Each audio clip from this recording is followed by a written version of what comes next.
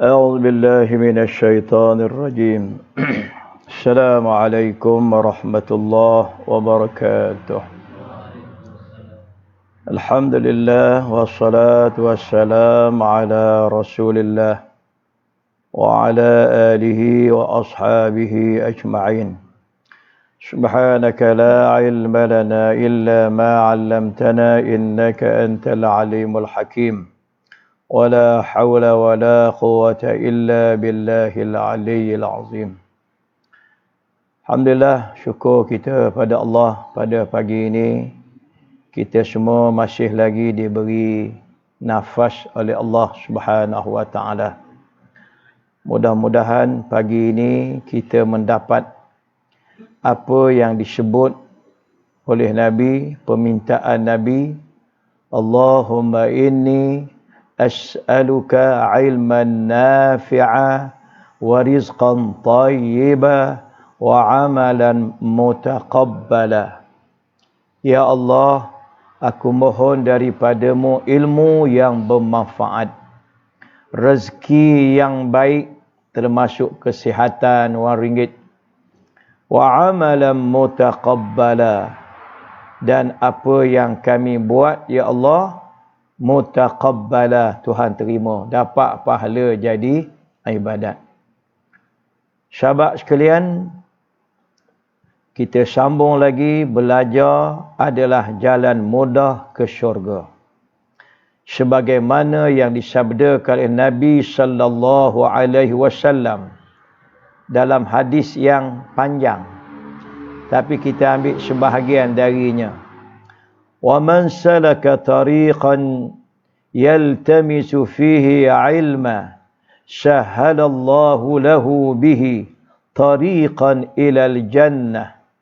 Barang siapa yang menjalani suatu jalan untuk mencari ilmu, maka Allah memudahkan untuknya jalan ke syurga. Orang yang dia cari ilmu sungguh kerana Allah, mesti begitulah, maka Allah akan memudahkan untuknya jalan menuju ke syurga. Alhamdulillah. Lagi satu hadis Nabi yang panjang juga, kami kita ni ambil atas sekali. Man salaka tariqan yatlubu fi ilma salakallahu bihi tariqan ilal jannah. Kata Nabi SAW, barang siapa yang berjalan, pasal asalnya berjalan manusia ini, menuntut ilmu, maka Allah akan melorongkan baginya dengannya, dengan ilmu tadi, jalannya menuju ke syurga. Alhamdulillah, syukur pada Allah. Sesiapa yang jadi orang yang belajar, yang rajin mendengar, maka dia sahabat-sahabat sekalian termasuk di kalangan manusia yang ada kelayakan untuk dia masuk syurga, memudahkan dia ke syurga. Mengapa begitu? Kerana Islam ini ia adalah agama ilmu dan amal. Islam ni dia agama ilmu dan amal. Dia tak nak kita beramal tanpa ilmu. Atau sebalik daripada itu pula, berilmu tak beramal. Dia tak nak begitu.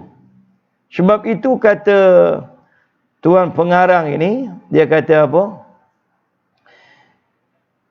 Seorang Muslim tidak akan dapat melaksanakan perintah agamanya dengan benar, kecuali dengan belajar Islam yang benar berdasarkan Al-Quran dan As-Sunnah, menurut pemahaman As-Salafus Salih.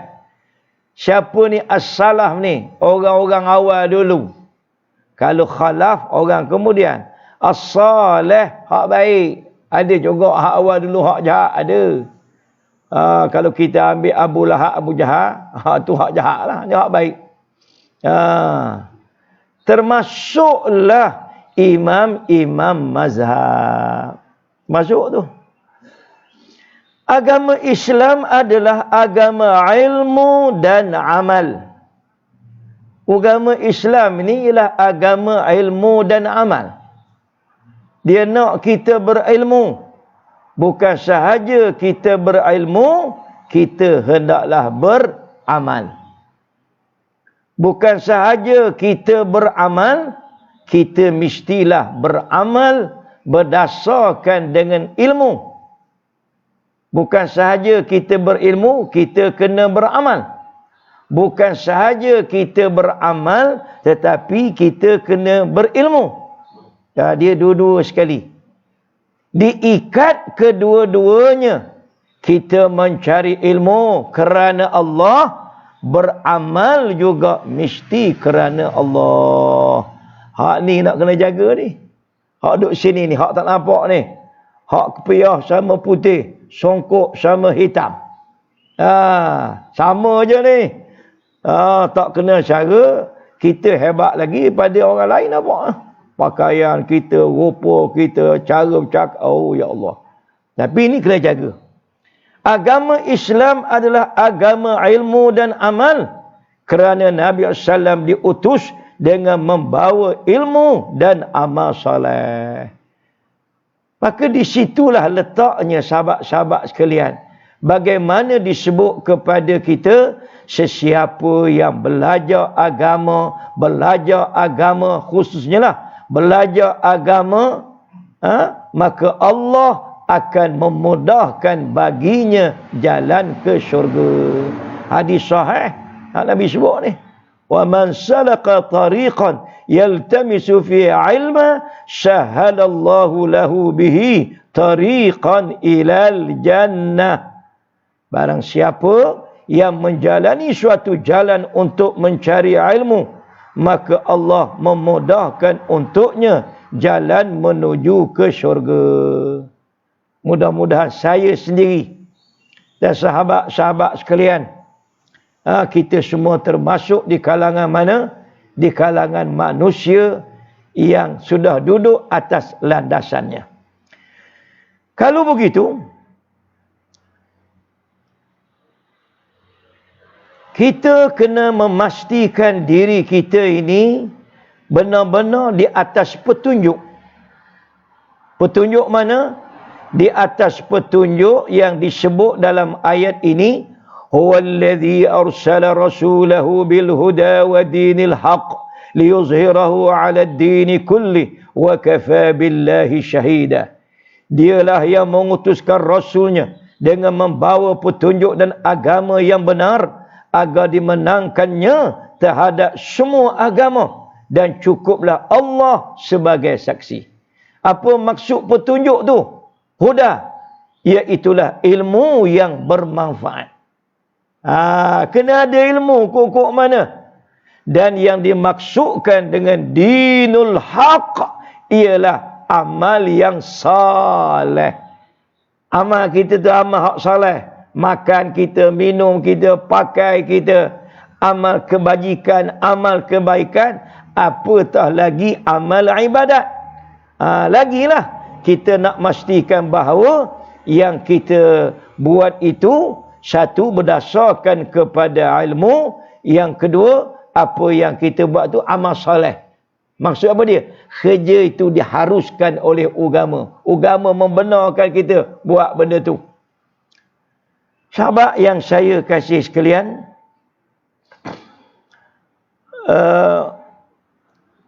dengan ilmu tadi, Allah mengutuskan Nabi Muhammad SAW untuk menjelaskan kebenaran dari kebatilan, menjelaskan nama Allah, sifat Allah, perbuatan Allah, hukum dan sebagainya, dan serta memerintahkan untuk melakukan segala apa yang bermanfaat bagi akal, bagi hati, roh dan jasad kita. Jadi nak suruh akal tu bagus, hati rohani kita baik, jasad baik, mestilah didasarkan kepada ilmu. Sahabat yang saya kasih sekalian, maka tidak ada cara lain. Mestilah kita dapatkan hidayah. Tak dapat hidayah ke ustaz dia? Hidayah tu Al-Quran. Hidayah itu ialah ilmu petunjuk, dah ada dah hidayah itu. Itu dipanggil hidayah petunjuk dalam bentuk mana? Dalam bentuk benda sudah ada dah. Awak cari je. Cari apa? Awak carilah ilmu syarak. Kena belajar. Wajib belajar ilmu syarak, ilmu syariat. Orang kita sebut hukum syarak, hukum syarak, hukum syarak, hukum syari'i, hukum syariat. Iyalah tu. Maka cara untuk mendapat hidayah dan mensyukuri nikmat Allah adalah dengan menuntut ilmu. InsyaAllah dengan kita menuntut ilmu tadi, kita tahu mana yang hak, mana yang batil, mana yang tauhid, mana yang syirik, mana yang sunnah, mana yang bid'ah, yang ma'ruf, mana yang mungkar, insya-Allah. Tapi kalau kita tak belajar, serupa je lah. Kita buat contoh kan. Katalah kita solat pagi, dah memang solat lah pagi tadi, katakan apa lagi. Kita solat pagi, kemudian imam turun sujud sajadah. Bila dah turun sujud sajadah, bacalah sajadah wajil lazi tadi. Lepas tu kita nak naik.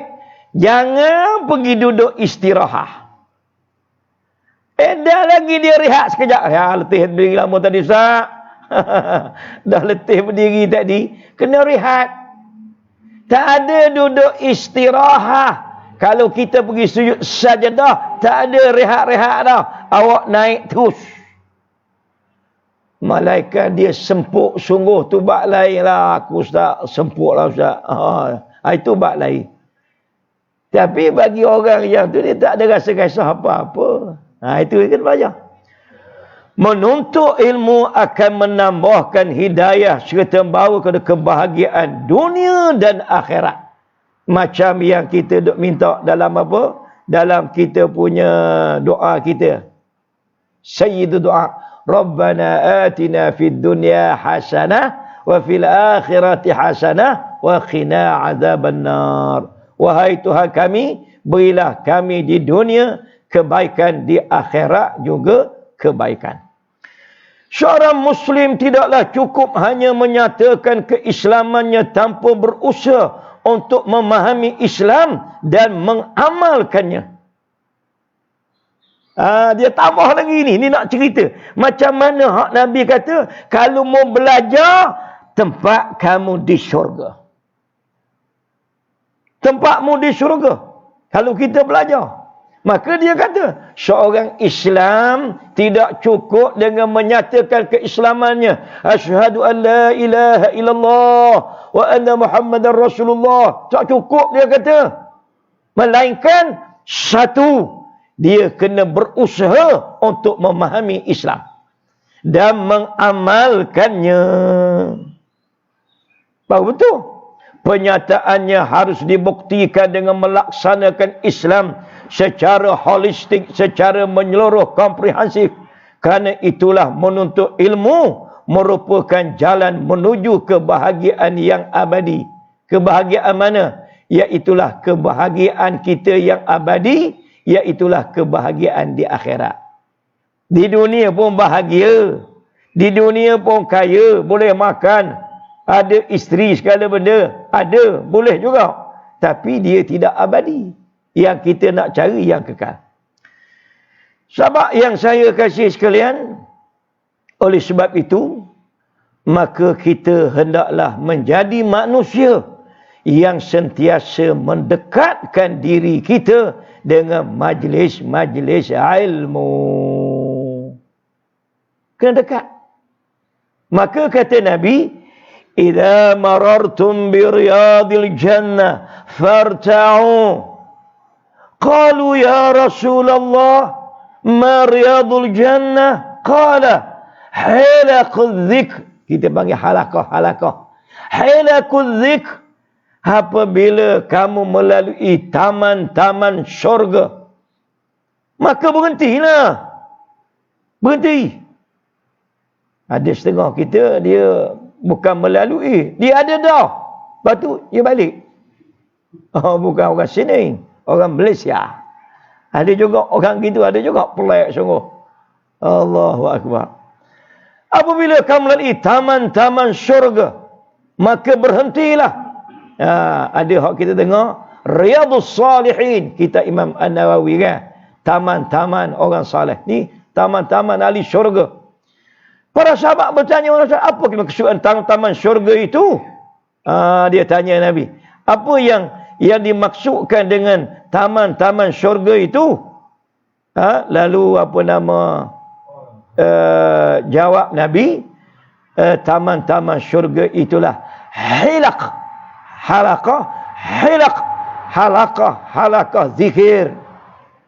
Maksud zikir di sini apa dia? Ilmu.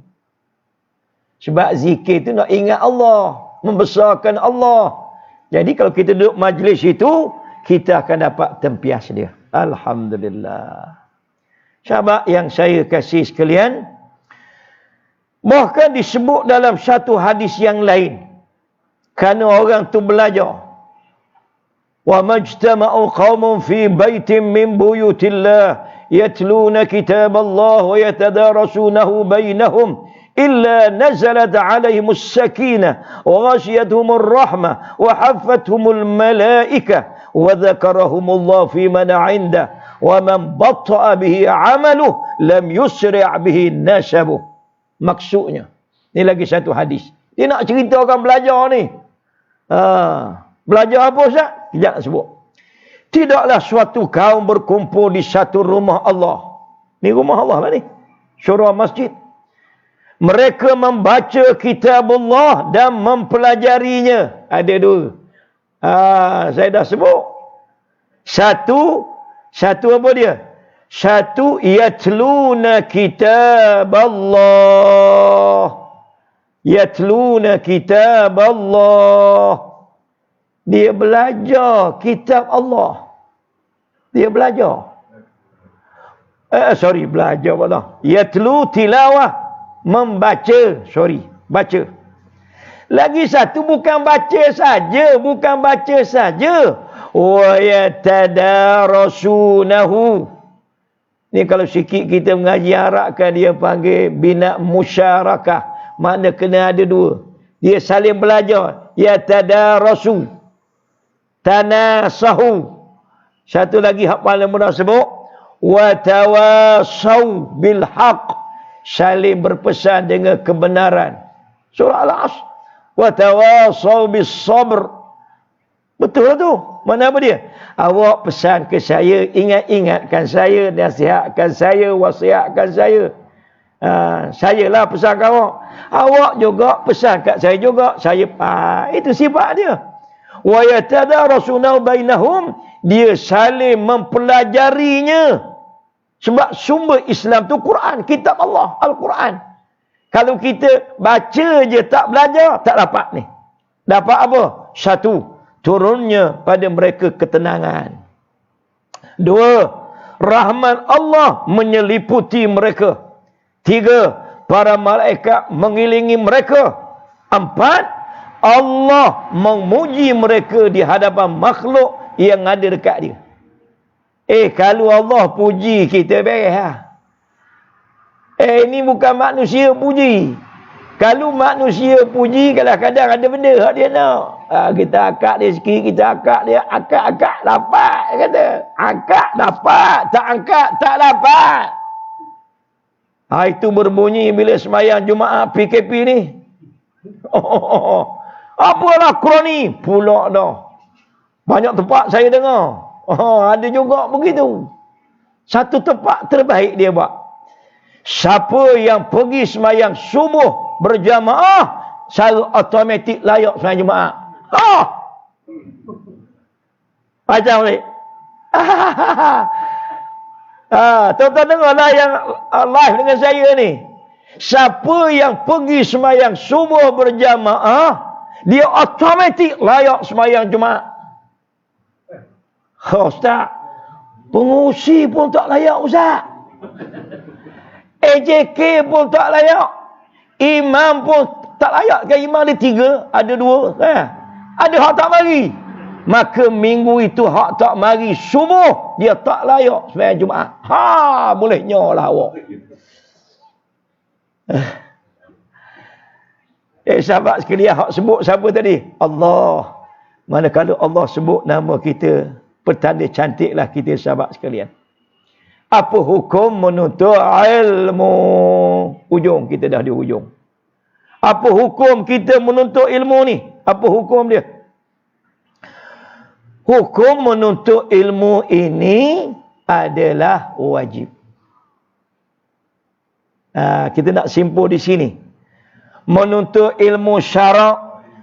Ilmu syarak hak mana pula ustaz? Nanti hak ilmu syarak ni kita tengok kemudian lah. Ilmu syarak ni kita akan tengok ni. Ini ilmu yang wajib tuntut.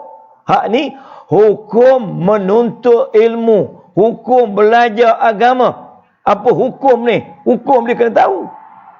Hukum dia ialah menuntut ilmu syarak adalah wajib ke atas setiap muslim dan muslimah. Wajib tahu. Siapa tak belajar, walhal dia tak tahu, hukumnya adalah berdosa. Malah saya, kita berdosa kerana tak belajar. Alhamdulillah. Bukan alhamdulillah kerana tak belajar tu. Alhamdulillah kerana kita semua, walaupun macam kita rasa saya ni ustaz belajar lama dah, tapi kita tak pandai-pandai. Tak apa. Belajarlah juga. Orang kata ada license A, learning. Okeylah. Sabda Nabi, talabul ilm faridatun ala kulli muslim. Menuntut ilmu itu adalah wajib ke atas setiap muslim. Alhamdulillah. Sekarang ni dah boleh lah, baru mula. Negeri wilayah persekutuan dah boleh dah. Saya akan mulai masuk Kuala Lumpur. Di Selangor pun dah boleh mula. Saya akan dah memulakan. Hari ni akan bertolak masuk ke ke Kuala Lumpur. Di Pahang pun dah boleh dah. Kok mana nampaknya kita mendahului mereka. Mendahului dari segi itulah. Kosong masjid lebih kurang orang lain juga. La ilaha illallah. Menuntut ilmu adalah wajib. Hukum dia wajib. Ustaz, kalau wajib menuntut ilmu, teruk Ustaz. Dia kata ilmu syarak dulu. Berkata Imam Al-Qurtubi rahimahullah menjelaskan bahawa hukum menuntut ilmu terbahagi 2. Apa dia? Hukum menuntut ilmu itu terbahagi 2. Mujurlah, dia tak kata 1, dia kata terbahagi 2. Bila kita terbahagi 2, sahabat sekalian, 1 wajib. Hak 1 itu ialah wajib. Lagi 1 tu fardu kifayah. Lega kita. Ngapa lega ustaz?